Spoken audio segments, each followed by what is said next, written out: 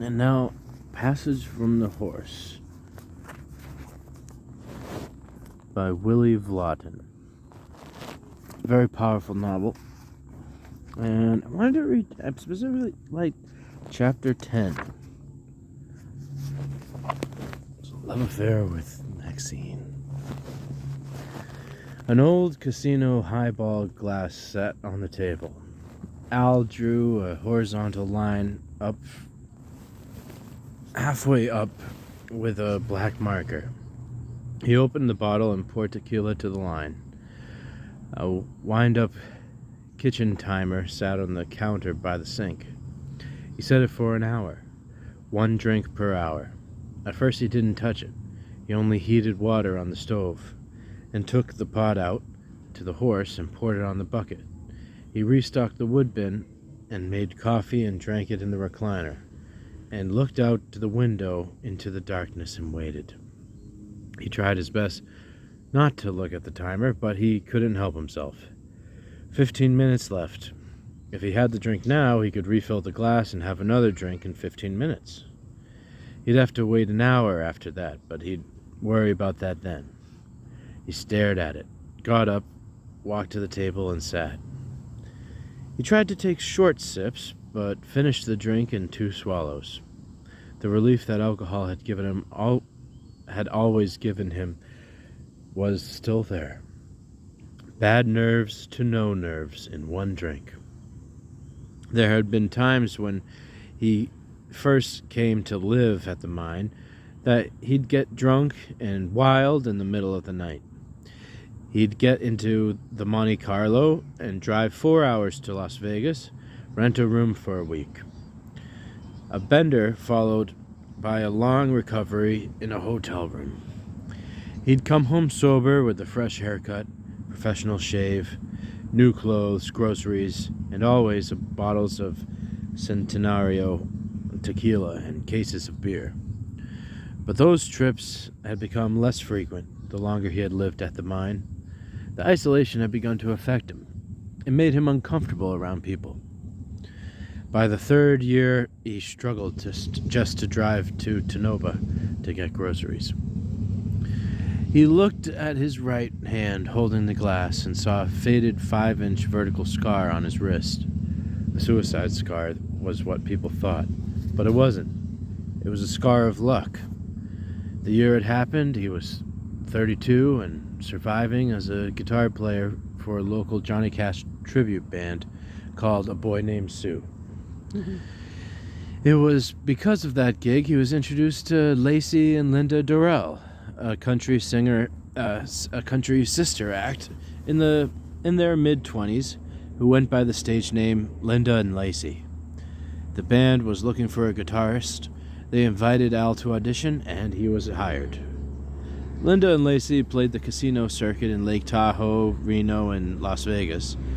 The songs were all covers, but slowly they incorporated a few of his songs, and the money was good. Al got his own room and food vouchers, and the sisters could sing. They had a decent rhythm section, a good keyboard player, and the band got along. For the first 8 months with Linda and Lacey, Al played 187 gigs of 5 sets a night before the band took a month-long holiday break. During his time off, Al found a woman to make curtains for the duplex and bought a new couch and a 1974 Sunburst Les Paul. He had nearly $20,000 in the bank and began shopping for a motorcycle that he could drive down to the claim in the summer and visit Mel. When it was his first Friday off, he wore his best suit and took a cab to the Halfway Club, an Italian restaurant on 4th Street. He ate dinner by himself at the bar. It was midnight, and he was half drunk when he decided to walk the 3 miles home. He passed motels and trailer parks, warehouses, auto repair shops. He came to the edge of downtown, passing the Last Dollar Saloon, when he slipped on a patch of black ice and fell on the sidewalk. When he stood, His hand was bent sideways, Oh no. and he stumbled a half-mile into the St. Mary's Hospital to find he'd broken his wrist in 3 places. A surgeon put a 5-inch metal rod from his wrist halfway to his elbow. The cast went from his thumb to his shoulder.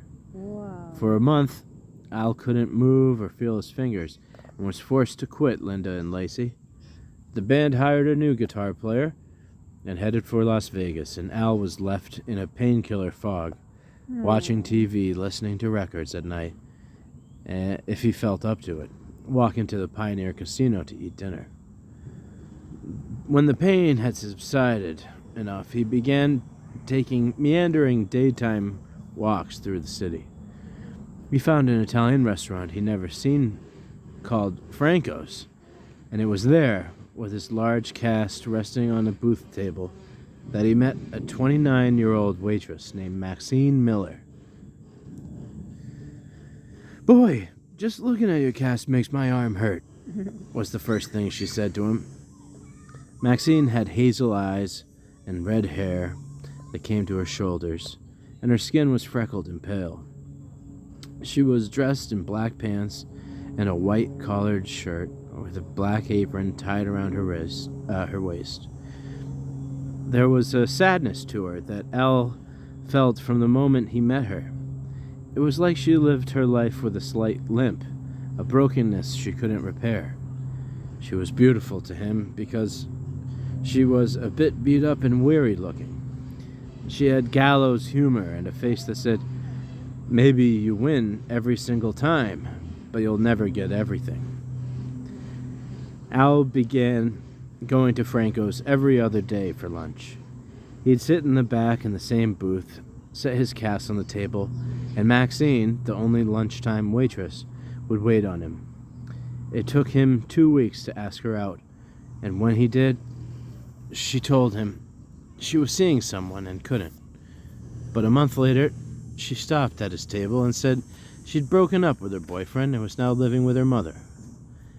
They ate at the Mapes Casino on their first date and watched The Deep at a downtown movie theater. She stayed the night at the duplex. After that, they were always together. Oh. Al's cast came off, his wrist healed, he played pickup gigs and lived off his savings. They had dated less than 3 months when Maxine borrowed Al's car and moved her things out of her mother's apartment and into the duplex. Al knew their attraction lay in that they were both damaged, and that they could admit it, articulate it, and until then, both had never met anyone else who could or would. And because of that, they worked. Because of that, she became the best friend he'd ever had. Maxine had grown up in Winnemucca with her mother, father, and little brother. As early as she could remember, her father had punished her for the littlest things. If she knocked a glass over or ran in the house, he would spank her until her mother would force him to stop. Wow. The older she became, and the more she looked like her mother, the worse the punishments became. Oh, that's awful. There were arguments between her and her father over it, between her mother and her father over it, her mother begging him to stop hurting her. Wow. So he began doing it only when he was alone with Maxine. That's horrible. When she was 15, her little brother had to go to Reno to have surgery to repair a hernia. Her mother and her brother were gone for 3 days. It was the first time Maxine had spent the night alone with him in years.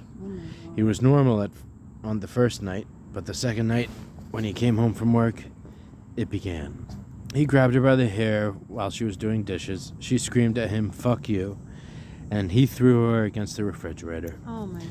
He made her take off her clothes, lie flat on her stomach on his bed, and he spanked her until she begged him to stop. Oh my God. She told no one what had happened, but a month later, she stole her neighbor's Buick LeSabre and $3,000 her father kept hidden in a toolbox in their basement. She drove to New Orleans because she had just read A Streetcar Named Desire in school. She washed dishes at a restaurant in the French Quarter and lived in her car. After a month, she moved in with the restaurant's 33-year-old dinner shift bartender. She was with him 2 years until he began locking her in their bedroom when he wasn't home. Oh my By God. then, she was a waitress at the same restaurant. During her shift, her boyfriend would stand behind the bar and watch her. If she was too flirtatious with customers or other waiters, he would spend hours at their apartment interrogating her. Yeah, some people have such problems with all that. He became violent. This went on until she stole his car, his coin collection, and everything else of his she thought she could get money for, and left the state. The money ran out in Florida. She was caught shoplifting at the Winn-Dixie in Tampa.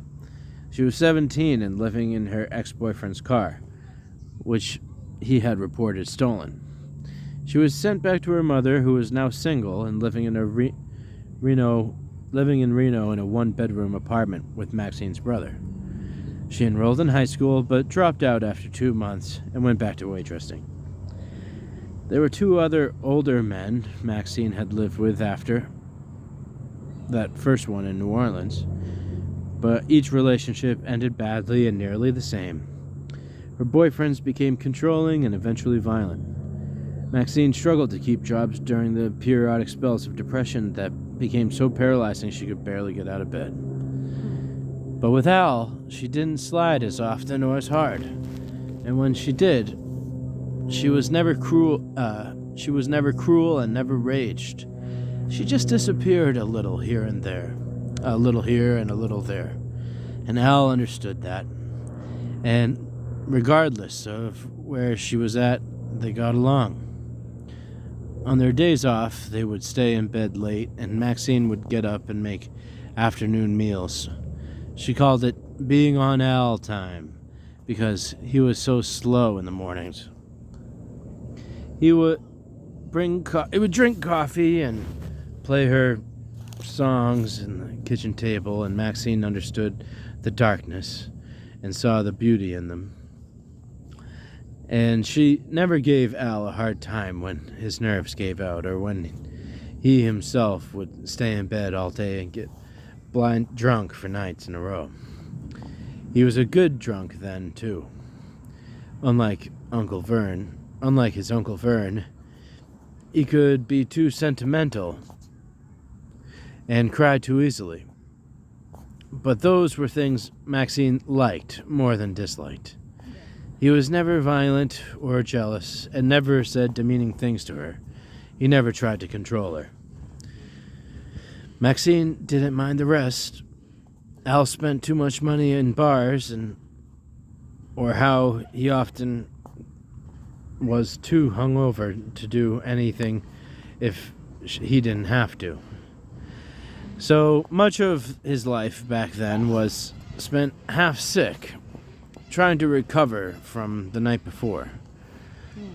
But then, the 3 men Maxine had lived with previously were heavy drinkers. Her father and brother were also big drinkers. Al knew he was lucky that she thought all men were that way, because she had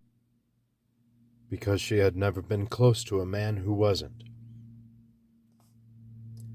They had lived together 5 months when Maxine came home from work and said, "I have a present for you." Al was sitting at the kitchen table. The Telecaster was in his lap, and a spiral notebook sat open in front of him. "Can you take off for a week starting tonight?" "Sure," he said. "Why?" "We're going on vacation." "Where?" "You'll see. But we'll be gone 5 days, and we gotta leave pretty soon." She told him to pack a bag and bring his guitar, swimsuit, and river shoes. In the trunk was her own suitcase, a cooler, and 2 sacks of groceries. Al loaded his things, and Maxine drove them less than a mile to River House Motor Hotel. where she had reserved a deluxe suite for 5 nights. The room was on the second floor and Chinese themed, with white shag carpet and traditional landscape paintings of villages and forests and bridges on the walls. The light fixtures were faux paper lamps. The bedspread was white with Chinese writing on it, and the furniture was glossy black painted with bright flowers. The bathroom had both a tub and a walk-in shower large enough for 2 people. On the balcony were 2 chairs and a table that looked over the Truckee River. Al leaned against the railing and looked east, 30 yards downriver, to where he and Vern had gone swimming years before. He pointed to the 100-year-old cottonwood tree that stood on the bank. Did I ever tell you my Uncle Vern and I used to hang out under that tree? You told me, Maxine said, and leaned on the railing next to him. Did you get us the room here because of that? Yeah. Al went to her and kissed her, and tears welled in his eyes, and he told her he loved her. They went to bed with the balcony door open and the sound of the river rushing past. In the room they drank and fucked for 2 days and left only to eat. On the 3rd day, Maxine went back to her job at Franco's, and Al stayed behind. When afternoon came, he walked on the restaurant and picked her up. He walked to the restaurant and picked her up.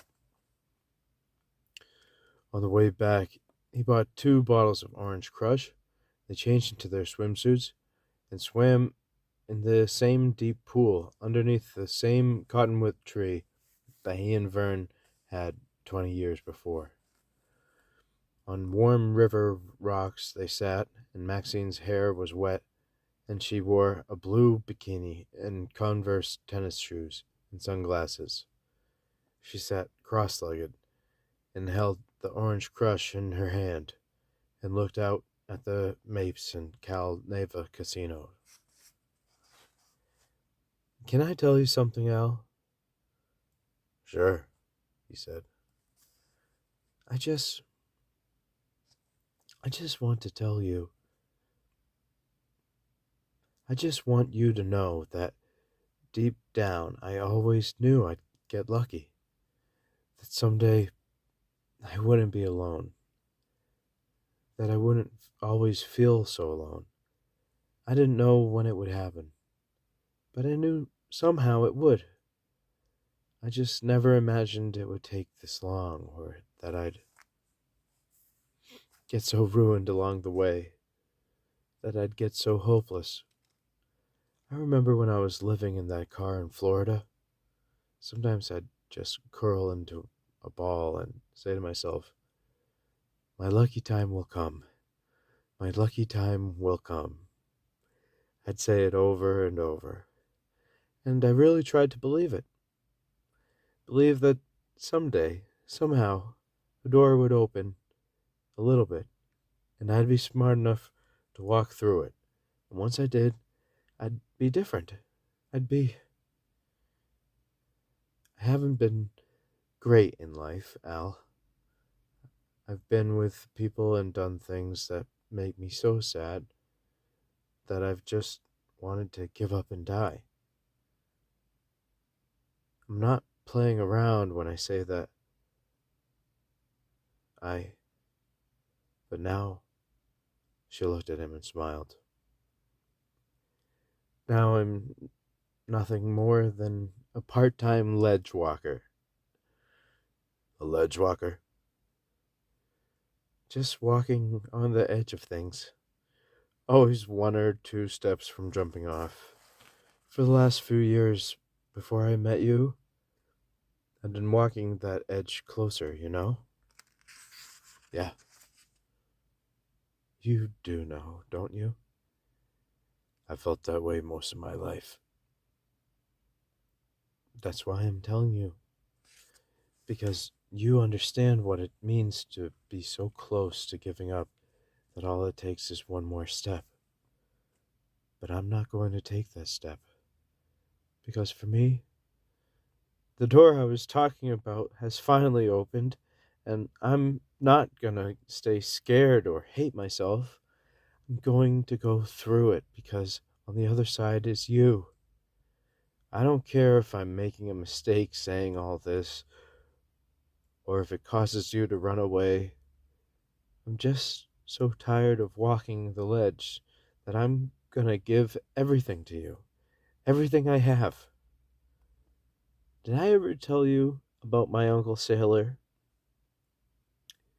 He was a cowboy who worked on a ranch outside Elko. I don't think so. How did he get the name Sailor if he was a cowboy? Maxine wiped her eyes and took a drink of orange crush. When he was young, he went to San Francisco and got drunk with some sailors on shore leave. They all got tattoos, so he did too. He got a big one of a woman on his forearm, a sailor pin-up girl. He also got hold on his right knuckles and fast on his left. I guess that means not to give up, not to ever let go of the rope.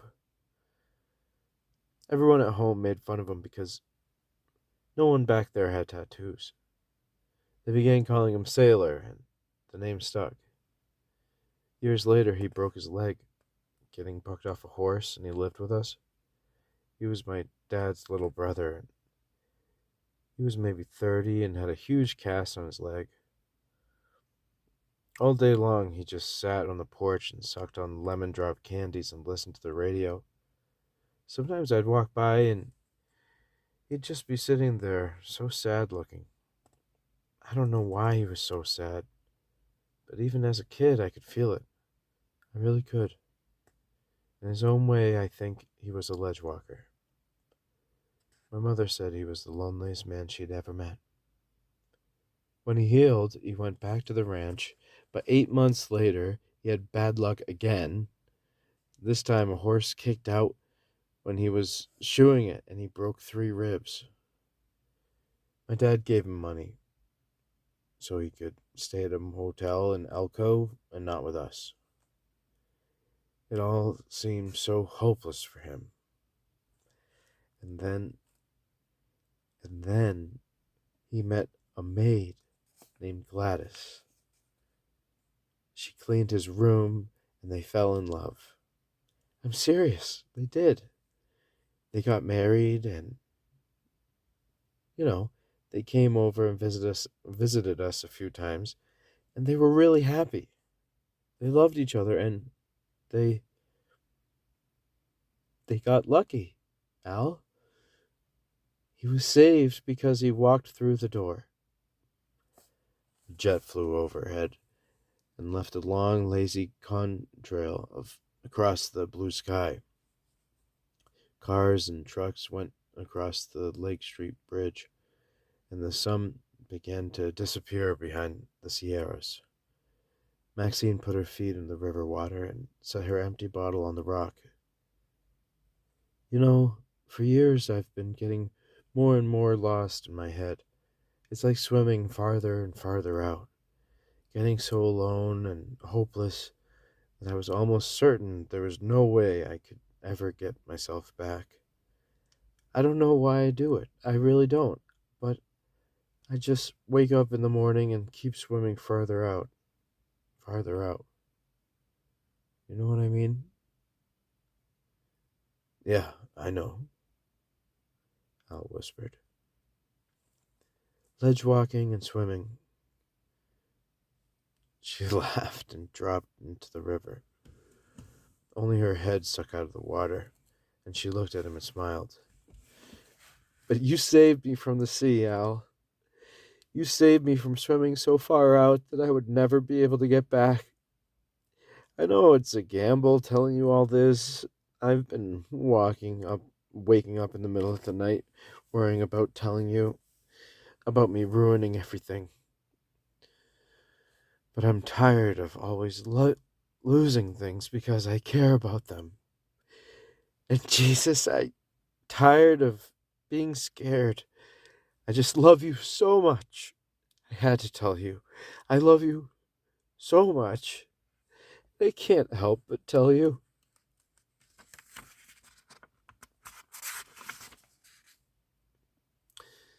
The last day at the river house, Al walked Maxine to work, and afterwards he went to the premier pawn shop on Virginia Street and bought her a gold wedding band.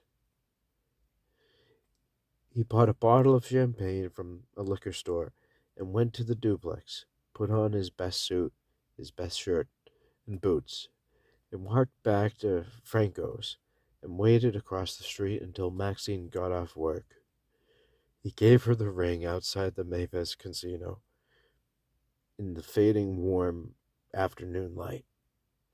They celebrated with a drink at the Sky Room, and 2 hours later were married at the Park Wedding Chapel. But thinking of Maxine was like a drink of itself. Heaven and relief that soon disappeared into sickness and regret, sorrow and self-hatred. He looked out the window, and the worry over the horse came back, and the week of the river house, and the songs he'd written for Maxine, and their time together disappeared. River house, number 3. Saved from the sea. Waking up in a Chinese room. Me and my Maxine. Living in a car in Florida. The Ballad of Sailor and Gladys. Drifting out past the breakers. Crown Royal and a king-size bed. Maxine, don't go fading. Our clothes were in a pile on the floor. The lost week. Sleeping by the river. The cottonwood tree. The week time stopped. Swimming under casino lights. A girl floating on a river. I can't see the shore. Hold fast. Walking that ledge. Maxine, number 6. The girl and the bartender from New Orleans. The woman with a scar that never healed. I didn't know where I ended and where you began. You gotta read The Horse, guys. I told you. Willie Vlautin's written the best novel of the summer, 2024, of Brat Summer. The Horse. Oh, it's a tale of woe. And yet, it's a tale of triumph. It's very well written. And I'm very, very, very, very